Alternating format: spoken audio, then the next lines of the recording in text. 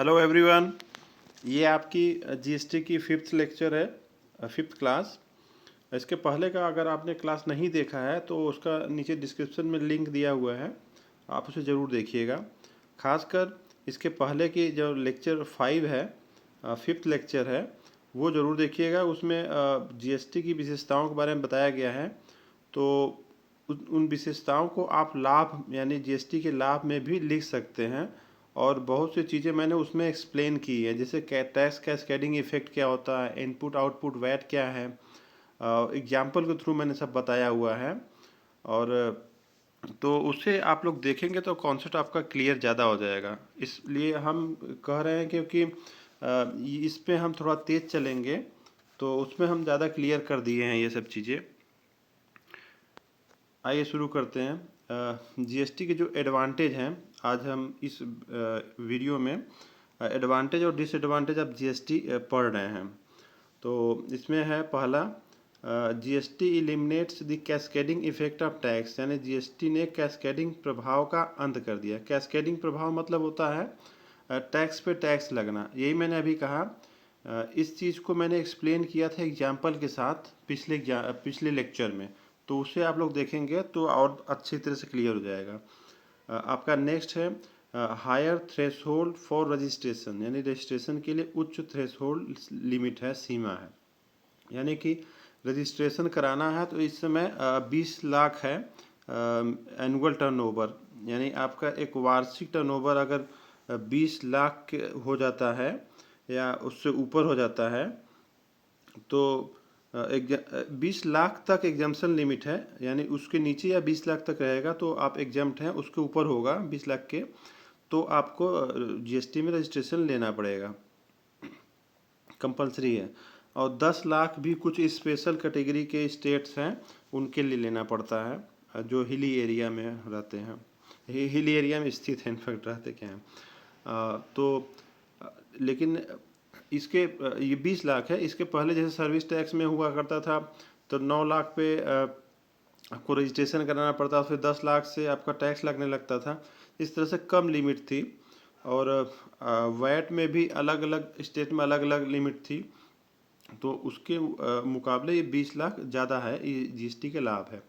Next है composition scheme for small businesses. जो small SME होते हैं उनके लिए कंपोजिशन स्कीम लाया गया है। कंपोजिशन स्कीम क्या होती है, इसके लिए हम डिटेल में वीडियो बनाएंगे आगे चल के, लेकिन इसको हम बता दें यहाँ पे थोड़ा सा कि कंपोजिशन स्कीम वो स्कीम होती है जिसमें आपको बहुत ज़्यादा कंप्लायंस की ज़रूरत नहीं पड़ती। जो नियम कायदे हैं सारे डॉक्यूमेंट नहीं रखने पड़ते, कुछ सेलेक्टेड रखने पड़ते हैं। और बस आप जो परचेज सेल कर रहे हैं, आपका जो टर्नओवर है उस पर सर्टेन परसेंटेज से आपको टैक्स देना होता है। बस जो आपका टर्नओवर है, जैसे मैन्युफैक्चरर्स को है 2% से है, इस तरह से 2 से 5% तक, 1 से 5% तक, 1% भी है कुछ केसेस में, कुछ में 5% है। तो ये सर्टेन परसेंटेज आप टैक्स दे दीजिए बस आपका, और रजिस्ट्रेशन और कोई फॉर्मेलिटी की ज़रूरत नहीं पड़ती है। तो ये कंपोजिशन स्कीम में 1.5 करोड़ का लिमिट है, जिसका 1.5 करोड़ टर्नओवर है, एनुअल टर्नओवर, तो उससे कम है या 1.5 करोड़ तक है तो वही कंपोजिशन स्कीम ले सकता है। और कुछ स्टेट में इसे 100 करोड़ भी किया गया है, जो कि अभी 75 लाख था पहले। ये जो 1.5 करोड़ मैंने बताया ये 75 लाख था, अब 1.5 करोड़ कर दिया गया वर्तमान में। और कुछ स्टेट हैं जैसे असम है, अरुणाचल प्रदेश है, मणिपुर, मेघालय, मिजोरम, नागालैंड, सिक्किम है, त्रिपुरा है, हिमाचल प्रदेश है। तो इन सब स्टेट के लिए 100 लाख का है, यानी 1 करोड़ का लिमिट है। कंपोजिशन स्कीम ले लीजिए और आप उस पर सर्टेन 1 से 5% तक का टैक्स दे दीजिए। लेकिन इसमें रिस्ट्रिक्शन है बहुत सी, जो उसकी कमियों में कर सकते हैं आप। अभी कमियों में बताएंगे कि इनपुट टैक्स क्रेडिट नहीं ले सकते हैं, और भी चीज़ें हैं, दिक्कत करता है। नेक्स्ट है simple and easy online procedure. अब सब कुछ ऑनलाइन हो गया है, ये आपके लाभ में है, क्योंकि करप्शन इससे ख़त्म होता है। अब भाई सेल टैक्स ऑफिस वगैरह में जाते थे जो टैक्स कमर्शियल टैक्स का ऑफिस है उसको सेल टैक्स ऑफिस पहले बोलते थे, अभी बहुत से लोग बोलते हैं। तो उसमें भाई घूस ब्राइबरी वगैरह देना पड़ता था, तो दिक्कत आती थी, लोग फाइल लटकाए रहते थे। तो अब ऑनलाइन हो गया है। अब ऑनलाइन में क्या है, सब कुछ रजिस्ट्रेशन भी ऑनलाइन करें, टैक्स पेमेंट भी करें ऑनलाइन, रिटर्न भी फाइन ऑनलाइन करें। तो बहुत कुछ इस पे ऑनलाइन प्रक्रिया से बहुत सरल आसान हो गया है ये सब चीज़ें। फिर है next, the number of compliance legislation. अभी मैंने कहा कि जो कायदे कानून थे कि हम आपको ये डॉक्यूमेंट रखना है, ये करना है, वो करना है, तो बहुत सी चीज़ें कम कर दी गई हैं इसमें। और सब ऑनलाइन है, जो डॉक्यूमेंट है आप अपलोड कीजिए, सब कुछ हो जाता है, तो संख्या कम होती है, आसानी हो गई है। नेक्स्ट आपका define treatment for e commerce operators, यानी ई कॉमर्स ऑपरेटर के लिए परिभाषित उपचार, क्या ट्रीटमेंट कैसे टैक्स देंगे। पहले देखिए ये एग्जाम्शन में थे, एग्जाम्शन में नहीं थे, मतलब ये छूट जाते थे, तो इनको टैक्स बेनिफिट मिल जाता था, इन पर टैक्स नहीं लगता था। अब TDS और TCS वाला कॉन्सेप्ट में आ गया है, जो मैंने पिछले वीडियो में बताया था, अगर आप देखेंगे तो क्लियर हो जाएगा कि 1% से 2% से TDS काट लेते हैं। तो इस तरह से ई कॉमर्स जो ऑपरेटर हैं, ऑनलाइन बिजनेस वगैरह करते हैं, तो वो सब भी इसके दायरे में आ गए, उनसे भी टैक्स कलेक्शन करने लगे हैं। नेक्स्ट है इम्प्रूव इफिशियंसी ऑफ लॉजिस्टिक्स। देखिए लॉजिस्टिक्स क्या होता है, इसको ट्रांसपोर्टेशन भी कह सकते हैं, जो मतलब एक जगह से दूसरी जगह से माल पहुंचाते हैं। तो इसकी इफिशियंसी बढ़ गई है, क्यों? क्योंकि एक जगह से जैसे ट्रक वगैरह लोड किए, अब बजाते हैं, जगह जगह रास्ते में रोकते हैं, टोल टैक्स वगैरह लेते हैं, तो उसमें टाइम बहुत ज़्यादा ख़राब होता था। अब क्या है, अब हमने बताया था पिछले वीडियो में, जो मैंने बताया था, ई वे बिल आ गया है। अब ई वे बिल आ गया है, तो उसको बहती हिंदी में बोलते हैं। तो एक बार ऑनलाइन जनरेट कर लीजिए, बस रास्ते में कोई भी रोके उसको दिखाइए, देखिए ई वे बिल है हमारा, इतनी वैलिडिटी है, अब इस समय तक हम जा सकते हैं। ई वे बिल पर भी आगे हम वीडियो बनाएंगे। तो इसका दूरी के अनुसार वैलिडिटी होती है, कि जैसे 10-100 किलोमीटर तक है तो 1 दिन की वैलिडिटी होती है, 1 दिन के अंदर वहाँ पहुँचा दीजिए माल। इस तरह से है 1000 किलोमीटर या उससे ऊपर है तो 15 दिन की वैलिडिटी होती है। तो इस तरह से इफ़िशियंसी आ गई है, और ऑल ओवर इंडिया कहीं भी जा सकते हैं। नेक्स्ट है unorganised sector is regulated under GST, यानी GST के अंदर असंगठित क्षेत्र जो थे वो व्यवस्थित कर दिए गए। असंगठित मतलब ऐसे कुछ एरिया थे जहाँ पे टैक्स नहीं ले पाते थे, अनऑर्गेनाइज थे, तो टैक्स से छूट जाते थे, तो इसमें कर दिया गया। जैसे हमने ई कॉमर्स ऑपरेटर का बताया, तो वो TDS TCS कलेक्ट करते हैं। TDS और TCS में क्या डिफरेंस होता है, ये भी मैंने पिछले वीडियो में बताया था डिटेल में, तो फिर हम रिपीट नहीं कर रहे हैं उसको, वेस्टेज ऑफ टाइम होगा वो। तो ये जब TDS TCS कलेक्ट करते हैं ना, तो वो ई कॉमर्स ऑपरेटर कलेक्ट करके दे देते हैं, तो जिसको जिसको बेचे, हर एक जो अनऑर्गेनाइज सेक्टर है वहाँ से टैक्स कलेक्शन हो जा रहा है, इसी की बात कर रहा है कि व्यवस्थित कर दिया गया। नेक्स्ट है GST had improve the transparency of tax collection process. हाँ, टैक्स कलेक्शन प्रोसेस में पारदर्शिता ला दिया है, टैक्स की चोरी कम होती है, क्योंकि ITC वगैरह का क्लेम लेते हैं, सब कुछ ऑनलाइन है, तो पकड़ में आ जाते हैं, इसलिए ट्रांसपेरेंसी आ गई है। नेक्स्ट है आपका इन्हेंस प्रोडक्टिविटी ऑफ लॉजिस्टिक्स, वही चीज़ है, अभी ऊपर लिखा था इम्प्रूव एफिशिएंसी ऑफ लॉजिस्टिक्स है, इन्हेंस प्रोडक्टिविटी, उससे एफिशिएंसी बढ़ी है। ई वे बिल से उनकी प्रोडक्टिविटी भी बढ़ गई है भाई, उत्पादकता कि टाइम से, जैसे जहाँ 5 दिन 6 दिन लगता था, वहाँ 2 ही दिन में पहुँच जाते हैं। बीच बीच में जो टाइम का वेस्टेज होता था, इससे उनकी प्रोडक्टिविटी बढ़ गई है। नेक्स्ट है आपका creation of common national market, यानी एक राष्ट्र एक बाजार का निर्माण, वन नेशन वन टैक्स वाला कॉन्सेप्ट है। जी हाँ, ये ऑल ओवर इंडिया किसी भी स्टेट में, किसी भी यूनियन टेरिटरी यानी केंद्र शासित प्रदेश में जाएंगे, एक ही टैक्स लगना है, एक ही प्रोडक्ट पे। इस चीज़ पे भी मैंने बताया था पिछले वीडियो में कि एक प्रोडक्ट का है, जैसे कोई प्रोडक्ट ले लिए, जैसे हम मोटरसाइकिल हुआ, तो उस पर जितना GST लगेगा, तो वो ऑल ओवर इंडिया उसी रेट से लगेगा। अब दूसरे प्रोडक्ट से, जैसे बाइक व कार की से, उसका प्रोडक्ट कंपेयर मत करिएगा, वो अलग टैक्स लगता है, उसका रेट अलग होगा। नेक्स्ट है ease of doing business with the implementation of GST, यानी व्यापार में सरलीकरण GST के क्रियान्वयन द्वारा। जी हाँ, वर्तमान में अभी ये टारगेट है, सरल बना दिया गया, लेकिन अभी इसमें कॉम्प्लिकेटेड इतना है, दिक्कत हो रही है, प्रोसेस अभी लोगों को बहुत ज़्यादा बढ़िया समझ नहीं आया है, इसलिए दिक्कत होती है। लेकिन इसका टारगेट है कि बिजनेस आसान हो जाए, और हुआ भी है। जिसको ऑनलाइन की व्यवस्था जानकारी है, तो वो सब उनको आसान ही हो गया है। नेक्स्ट है abolition of multiple layer of taxation, बहु कर स्तर का समापन। बहुत सारे टैक्स लगते थे, जैसे था वैट था, सीएसटी था, इंटरटेनमेंट टैक्स था। तो इसके बारे में मैंने काफ़ी कुछ पिछले में बताया था, कई तरह तरह टैक्स लगते हैं, हालांकि पूरा नहीं बताया था, उसके लिए अलग वीडियो बनाना पड़ेगा। तो ये सब टैक्स ख़त्म करके जीएसटी लगा दिया गया है, गुड्स एंड सर्विस टैक्स, एक टैक्स। नेक्स्ट है आपका रिसोर्सफुल एडमिनिस्ट्रेशन बाय गवर्नमेंट, सरकार द्वारा संसाधित प्रशासन। जी हाँ, ये ऑनलाइन व्यवस्था हो गई है, तो एक बेस मिल गया है सबको कि प्रशासन को, कि एक कैसे प्रशासन चलाया जाए। सेंट्रल गवर्नमेंट को आईजीएसटी को कंट्रोल करती है, यानी integrated goods and service tax पे जो ट्रांजेक्शन होते हैं उससे कंट्रोल करती है, और स्टेट गवर्नमेंट अपना एसजीएसटी को कंट्रोल करता है, और यूटीजीएसटी को यूनियन टेरिटरी अपना कंट्रोल करती है। एडमिनिस्ट्रेशन की बात हो रही है। नेक्स्ट है आपका रिडक्शन ऑफ लिटिगेशन, मुकदमेबाजी में कमी। जी हाँ, जैसे लोग फाइल रोकते थे, बहुत सी चीज़ों का डाउट क्रिएट होता था, तो इस एक्ट के आने पे सभी चीज़ों को अच्छी तरह से डिफाइन कर दिया गया है, परिभाषित कर दिया गया है, तो मुकदमेबाजी में कमी आ गई है। पहले भी दिक्कत होती थी, जैसे स्टेट गवर्नमेंट और जो सेंट्रल गवर्नमेंट के ऑफिसर होते थे, आपस में टकराव होता था, उनके जो अथॉरिटी है कि हमारा ये क्षेत्र है, हमारा ये क्षेत्र है, तो उससे भी मुकदमेबाजी में थोड़ा सा ज़्यादा वृद्धि हो जाती थी, तो उससे कमी हो गई है। नेक्स्ट है tackling corruption and tax leakage, यानी भ्रष्टाचार एवं कर लीकेज पर रोक। जी हाँ, अब जीएसटी एक ऑनलाइन प्रोसेस हो गया है, ऑनलाइन नेटवर्क पोर्टल है, इसका वेबसाइट है, उस पर ऑनलाइन रजिस्टर कराते हैं, इसका रिटर्न भी ऑनलाइन ही फाइल करेंगे, पेमेंट भी टैक्स ऑनलाइन करेंगे। अब किसी अथॉरिटी से कोई लेना देना नहीं होता, किसी ऑफिसर से।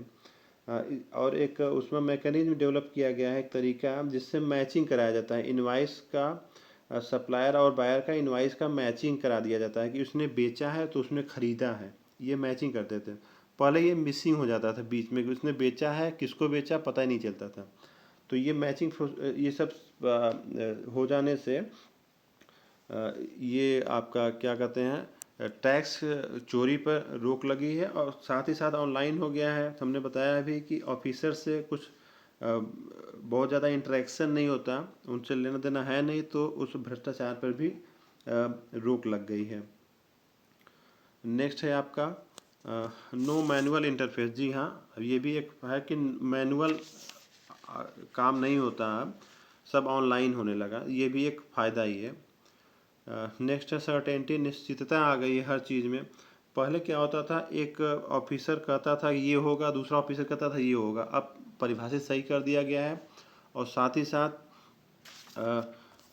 ऑनलाइन व्यवस्था हो गई है, सब कुछ ऑनलाइन है, तो वो जो ऑनलाइन है सर्टेनिटी कर देता है कि हाँ ये इसका ट्रीटमेंट ये होगा, इतने पे इतना टैक्स लगेगा, दूसरे अनसर्टेनिटी नहीं लगे। नेक्स्ट है seamless flow of input tax credit, आगत कर जमा का निर्बाध प्रवाह। ये भी एक पिछले वीडियो में भी मैंने काफ़ी बताया था इसको, इनपुट टैक्स क्रेडिट को काफ़ी एक्सप्लेन किया था एग्जाम्पल से, तो आप लोग वो वीडियो ज़रूर देखिएगा।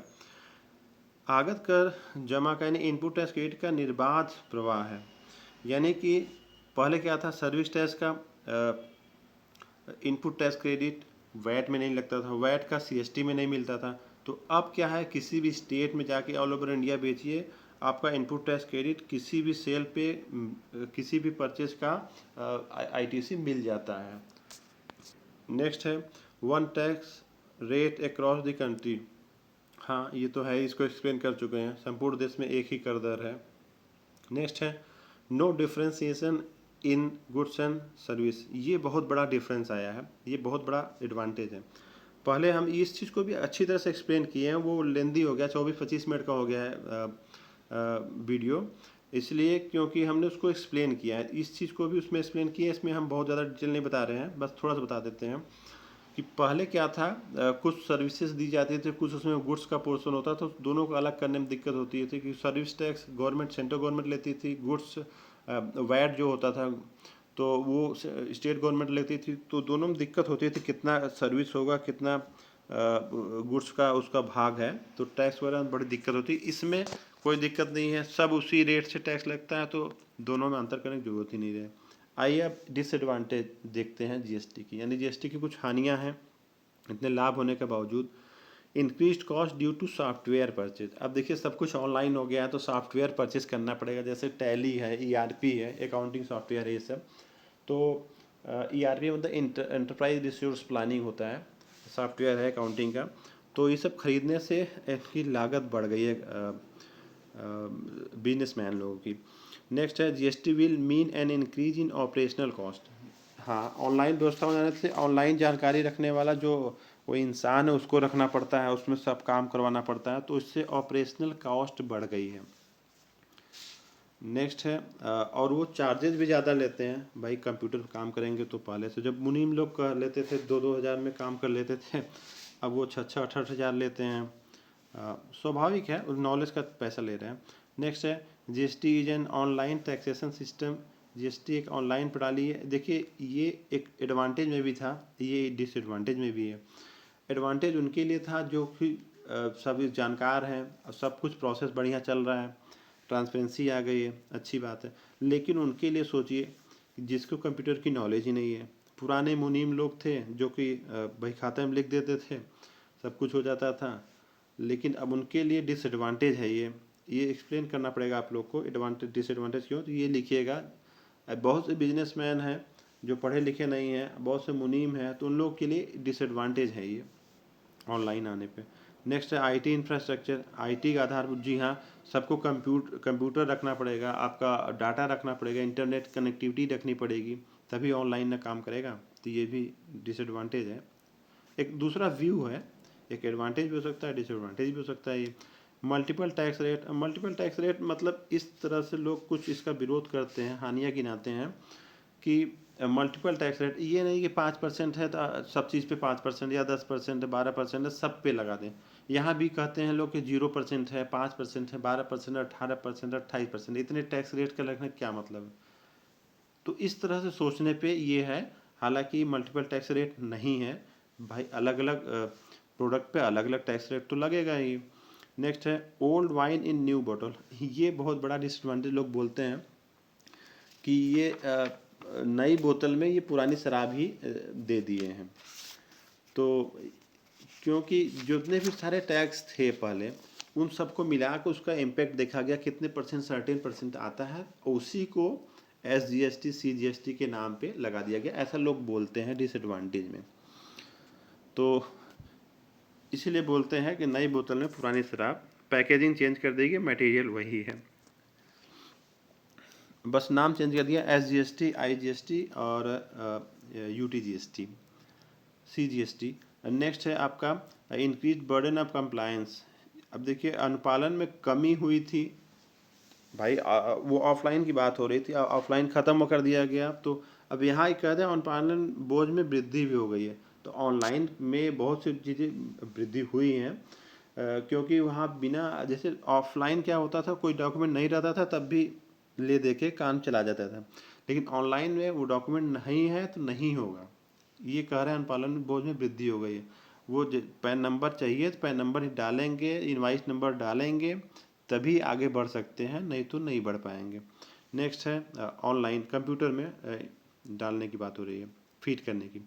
नेक्स्ट है petroleum product don't fall under the GST slab. हाँ, ये एक बड़ा डिसएडवांटेज है कि सब कुछ रख दें पेट्रोलियम प्रोडक्ट। मैंने पिछली वीडियो में बताया था 5 प्रकार के पेट्रोलियम प्रोडक्ट थे, इसको बाहर रखा गया, पेट्रोल डीजल पे ये सब GST नहीं लगता है। तो ये बहुत गलत चीज़ है, एक वन टैक्स वन नेशन है, तो सब पे एक लगना चाहिए, ये बहुत बड़ा डिसएडवांटेज है। इसको भी प्रयास कर रही है GST काउंसिल इसको लाने की, लेकिन अभी तक प्रयास सफल नहीं हुआ है। और GST काउंसिल क्या होता है इसका भी एक डिटेल वीडियो आगे आपको मिलेगा।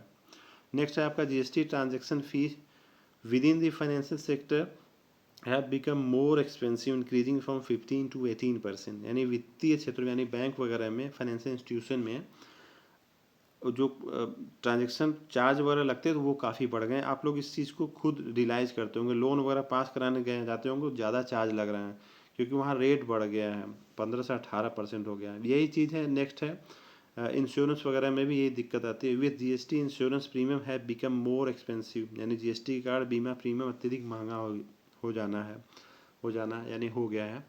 तो जैसे इंश्योरेंस वगैरह कराए जाते थे पहले, बाइक का ही एग्जाम्पल ले लीजिए, तो 1800-1900 में हो जाता था नई बाइक का, फिर उसका 1600 ऐसे घटता रहता था। अब जाइए देखिए 2500 का बीमा हो जाता है, 18% से टैक्स लगता है इंश्योरेंस कराने में। तो इसलिए इंश्योरेंस, जीएसटी कार्ड, इंश्योरेंस और ये जो फाइनेंस सेक्टर का है, बैंक वगैरह के कार्ड सब महंगे हो गए हैं।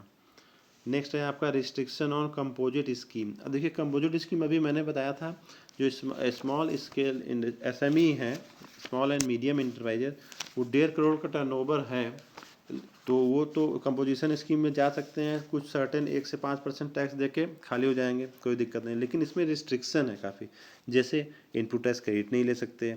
ये रजिस्टर्ड जो ट्रेडर होते हैं उनके साथ वो ट्रांजेक्शन नहीं कर सकते, क्योंकि वो अगर इनको बेचेंगे तो उनको इनपुट टैक्स क्रेडिट नहीं मिलेगा। समस्या ये है। इसलिए अब जो अनरजिस्टर्ड होते हैं इनको ही बेचना पड़ता है। तो इस तरह से बहुत सी चीज़ें दिक्कत आ जाती हैं। नेक्स्ट है आपका problem due to dual control, मतलब दोहरे नियंत्रण के कारण उत्पन्न समस्याएं हैं। जैसे सेंट्रल गवर्नमेंट का अलग कंट्रोल है, स्टेट गवर्नमेंट का अलग है। हालांकि मैंने ये एडवांटेज बताया था कि दोनों का एक साथ होता है तो डिफाइंड है, लेकिन कहीं कहीं दिक्कत आ जाती है कि इनके क्षेत्र में आता है, इनकी अथॉरिटी है सेंट्रल गवर्नमेंट की, वो देखें, और स्टेट गवर्नमेंट कहती है नहीं मेरी अथॉरिटी है तो हम देखें, तो ये सब दिक्कत आ जाती है। आशा करता हूँ आप लोग को कॉन्सेप्ट क्लियर होगा। और कोई प्रॉब्लम हो तो नीचे कमेंट बॉक्स में आप लोग पूछ सकते हैं। Thank you all.